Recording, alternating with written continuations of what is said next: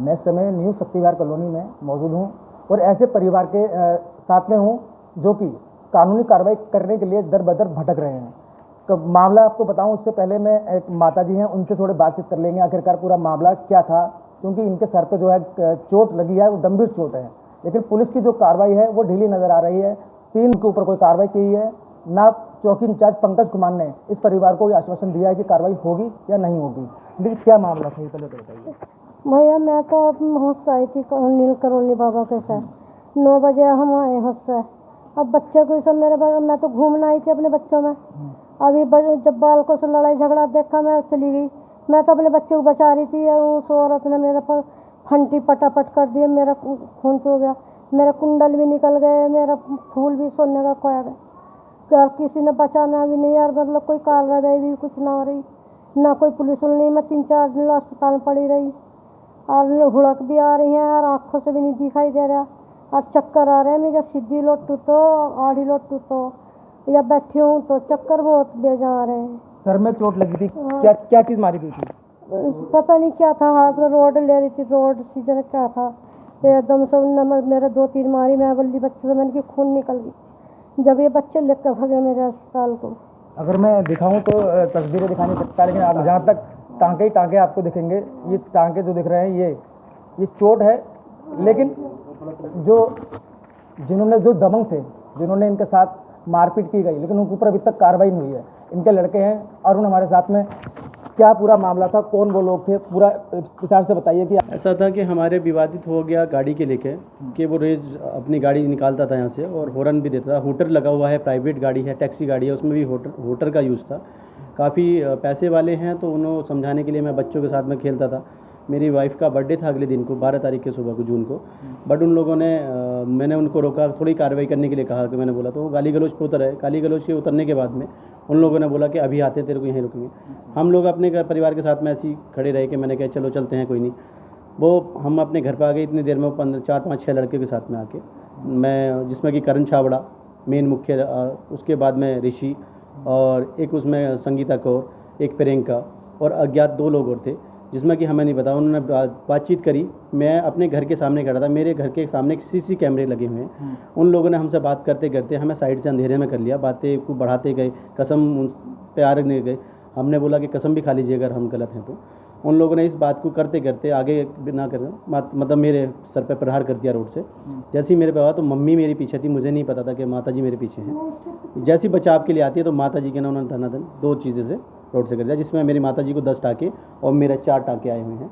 हम बराबर सिटकुल चौकी मैं मिल चुका हूं। मैं पंकज जी को भी तहरीर दी है। मुझे पुलिस से कोई आश्वासन नहीं मिला कि क्या कार्रवाई हो रही है। अपराधी अभी भी खुला घूम रहे हैं और उन्होंने मुझे कोई आश्वासन नहीं दिया। मैं एसपी से आपके पास में गया, श्री मंजुनाथ जी के पास गया। उनसे मैंने सर अपनी बात रखी, अपने फ़ोटो दिखाए। मेरी माता जी के फ़ोटो आप देखेंगे तो सर आपको लगेगा कि हाँ वाकई में चीज़ें हैं, क्योंकि 10 टाँके आना और खुली हुई चोट के मेरे पास प्रूफ हैं, वीडियो है मेरे पास में बनी हुई। उन्होंने भी भरत जी के ऊपर डालते हुए बात को बोला कि पंकज जी आपसे बात कर लेंगे। मुझे अभी सर कोई आश्वासन नहीं मिला है किसी तरीके का। तो मैं चाहता हूं सर कि मुझे कानूनी रूप से कानूनी मदद मिलके और कानूनी के दायरे में मेरा पक्ष लिया जाए, मेरी भी बात एक तरीके से सुनी जाए। ये जो लोग हैं इनका बिजनेस क्या है? ये सर रुद्रपुर के लोकल हैं, रुद्रपुर के पैसे वाले हैं। इनका मेन काम है टूर एंड ट्रैवल्स का और इनके पास आए घटना दिन ये घटना होती रहती है। अभी करण छाबड़ा की हाल में आपने सुना भी होगा, यूपी 25 फॉर्चूनर गाड़ी 1000 जो कि काले शीशे के चक्कर में पकड़ी गई थी, और वो भी एक हमारे मित्र, आपके मित्र या किसी और के मित्र ने उसको पकड़वाया था कि ये ब्लैक शीशे गाड़ी हूटर में लगा हुआ था। वो उसके संज्ञान में भी वो लोग अपराधित हैं। बट मुझे नहीं पता चल रहा है सर कि कानून क्यों अपनी आंखें मूंदा है, किस राजनीतिक दबाव में हैं ये लोग, किस राजनीति के षड्यंत्र में सपोर्ट हो रहा है इन लोगों को। क्या ये लोग भाजपा से संबंध रखते हैं? सर मुझे लगता है कि भाजपा से संबंध रखते होंगे, क्योंकि जिस तरीके से कानूनी दाव है, जिस तरीके कानूनी के लोग आ रहे हैं, भाजपा के लोग आ रहे हैं, जिस तरीके मुझ पर भी दबाव बनाया गया कि ये बात है मिल के बैठ के बात कर लेंगे माता जी, तो मैंने कहा कि कोई नामांकन वापस नहीं होगा, क्योंकि माता जी के यहाँ पे मेरे पास घूमना आई थी, अपने पास बच्चों के साथ गर्मी के छुट्टियाँ बिताना आई थी, ना कि हमने राजनीति करनी थी, ना हमने झगड़ा वगैरह करना था। इन लोगों ने हमें दबाव बना के रखा कि आप कंप्रोमाइज़ कर लीजिएगा। तो हमने बोला किस बिहार पे कंप्रोमाइज़ कर लें, कि क्या आप किसी के माता जी को जान से मार के सिर फाड़ के कंप्रोमाइज़ करना जानते हैं, या किसी को पैसे के दबाव में कंप्रोमाइज़ करना जानते हैं, या बीजेपी या भाजपा सरकार, क्या हम लोग भाजपा से नहीं हैं? कि भाजपा सरकार हमारे साथ ऐसा करना चाहती है। मैं राजनीतिक दल से भी कहना चाहता हूँ कि सर ये सिर्फ भाजपा मुद्दा बनाया जा रहा है, और ये फ़ोन वगैरह भी जो चौकी पे अभी मुझे लगता है कि राजनीतिक दबाव है, मैं इसमें श्योर हूँ, क्योंकि इन लोगों ने जिस तरीके से कोई कार्रवाई नहीं करी गई है। मुझे आज तक 4 दिन हो गए हैं सर, मेडिकल भागते भागते, हॉस्पिटल में भागते भागते, चौकी पे भागते भागते, एसएसपी कार्यालय में भागते हुए, इन्होंने सर कोई कार्रवाई का कोई संज्ञान नहीं लिया है सर। तो ये दबंग लोग हैं जो कि हमला करा, सब कुछ करने के बाद भी अभी तक खुलेआम घूम रहे हैं। लेकिन अगर बात करें पुलिस की, तो पंकज कुमार चौकी इंचार्ज से आप मिले थे, पंकज कुमार किन धाराओं पे मुकदमा दर्ज करने की बात कर रहे हैं? पंकज कुमार जी से मेरी बात हुई थी, उन्होंने मुझे आश्वासन दिया कि यार मैं करता हूं बात, और उन्होंने मुझे छोटी धाराओं में बोल के बोला कि ये धाराएं लगेंगी और इसमें मैं मुकदमा दर्ज कर रहा हूं। मैंने कहा भाई साहब, इनकी जो छोटी धाराएं हैं ये तो बाहर से बाहर बेली होती हैं, जिसमें आपराधिक आपने अभी तक, अगर मैं मानता हूं कि आप मुकदमा दर्ज करेंगे, तो आपने उन अपराधियों को अभी तक पकड़ा क्यों नहीं? आपने उन अपराधियों को एक बार भी लॉकअप में क्यों नहीं डाला? किस वो पैसे वाले हैं, राजनीति हैं, या वो पैसे के इसमें अपने आप को ज़्यादा चूर समझ रहे हैं कि हम? पंकज जी ने मुझे 324, 325 मैं बोला, आश्वासन दिया कि मैं ये धारा लगा सकता हूँ। पंकज जी ने मुझे अपनी एक बात से छुटकारा दे दिया, कहते हुए कि ये जो धारा है 307, ये मेरे किसी बड़े अधिकारी से मैं जांच करके लूँगा, जबकि मैंने उनको फुटेज दिखा दिए हैं कि सर क्या आदमी का जब कत्ल हो जाता है तब 307 लगती है? मुझे इस चीज़ का आपसे भी सहयोग चाहिएगा, मीडिया के माध्यम से ये चाहिएगा सर कि कोई भी, क्या गरीब आदमी अगर कोई पिट रहा है, उसकी गर्दन कट जाती है, सिर पे रोड से हमला हो जाता है, फट जाता है, तो क्या उसको 307 वो बाद में बनाएंगे जब वो मर जाता है, या उसकी इंतजार करती है पुलिस प्रशासन? क्योंकि मेरे पास में सर, मैं आपको संज्ञान में दे दूं, जब ये झगड़ा होने वाला था मैंने 112 पे डायल कॉल किया था। मैंने पुलिस प्रशासन को पहले ही, झगड़ा होने वाला था, होने से पहले ही मैंने 112 पे मेरे पास में सूचना थी। उसके बाद मैंने इनको बोल दिया था सर मेरे पास ऐसे दिक्कत है, यहाँ पे लड़के आने वाले हैं, क्योंकि मुझे जिस तरीके से घटना दे के गए थे, जिस तरीके से इन्होंने मुझे सूचित कराया गया था घटना से, तो मैंने 112 पे डायल कॉल किया है। मेरे पास आपको दर्ज है उसकी रिपोर्ट।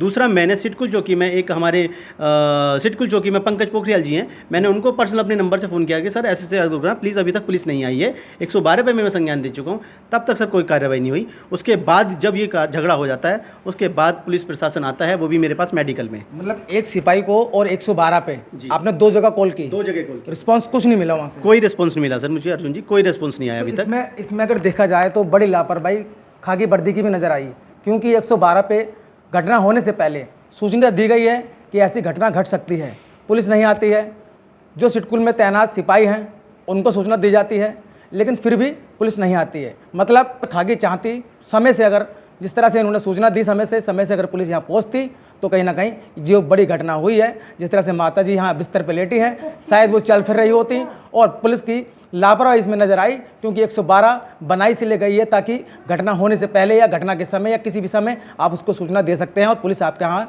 तुरंत पहुँचेगी, लेकिन गई है।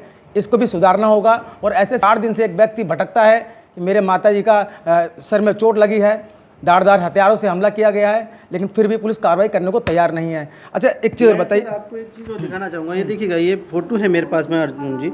मैं इतना आपको समझाना चाहता हूँ कि आप थोड़ा सा नज़दीक कैमरा लाएंगे, ज़्यादा गंभीर। मेरे माता जी के इंजरी है, इससे मैं आपको इस कैमरे से माध्यम से, ये फ़ोटोज़ हैं, ये 10 टाँके हैं। मैंने अपने मंजुनाथ टीसी जी के पास में गया, मैंने कहा सर ये मेरे पास में फुटेज हैं, ये माता जी के 10 टाँके हैं, इस पे भी सर कोई एक्शन होगा? तो मंजुनाथ टीसी जी ने मुझे बोला, एक 3 स्टार सर से मैंने मुलाकात कराई कि नहीं, ये आपकी बात का सुनेंगे और आपसे पंकज जी से बात करेंगे। आज सर मेरी इस बात को 24 घंटे हो चुके हैं, अभी तक मेरे पास में किसी का कोई अपडेट नहीं है। जो प्रशासन मुझे लीपा पोती में लगा पड़ा है, जो मुझे लगता है कि कानूनी रूप पे किसी राजनीतिक दलों का दबाव बनाया जा रहा है। और मैं इतना ज़रूर कहना चाहूँगा सर आपके माध्यम, आपके चैनल के माध्यम से, कि सर ये घटना अगर मेरे साथ भी आज ऐसी हुई है तो ये शहर में आपको आए दिन मिल रही होगी। और अभी आपने एक केस और सुना होगा जोमी चांडा जगह, वो भी ऐसी सर लोपापोती हुई थी। तो सर हम तो कहीं ना कहीं राजनीति के शिकार हो गए हैं। तो मैं सर आपसे अनुरोध करूँगा, आम जनता से अनुरोध करूँगा कि प्लीज़ मेरे इस चीज़ को मुझे कहीं ना कहीं माध्यम से मुझे सपोर्ट करिएगा। मैं इस टाइम पे इस दर्द की घटना से गुजर रहा हूँ, क्योंकि मैं जीवन भर अपने माँ बाप को क्या अपने नज़र से उठाऊंगा कि आप मेरे पास यहाँ घूमने आए थे और मैंने आप सामने वाला दोषी है तो उसको सजा दीजिए। बिल्कुल, पुलिस की जो कार्रवाई है वो होनी चाहिए, क्योंकि जो चल फिर रही थी उनको बिस्तर पे इन्होंने ला दिया, कहीं ना कहीं पलटी भी आ रही है। अब वो कोई आगे को मेरे बच्चे वो थोड़ा ये कैसे रहूँ, खोपड़ी की चोट है, मुझे पता आँखों से कितनी दिक्कत हो रही। चलिए, तो तमाम जितने लोग देखें इसको तो वीडियो को ज़्यादा शेयर करें ताकि इनके जो साथ में लोग आ सकें और जो कार्रवाई है वो तमाम जो अधिकारी हैं उनकी आंखें खुल सके कि आखिरकार परिवार की हालत क्या है। तब तक के लिए जुड़े रहिए सतर्क भारत के साथ, अपने सहयोगी सुरेंद्र के साथ अर्जुन कुमार रुद्रपुर।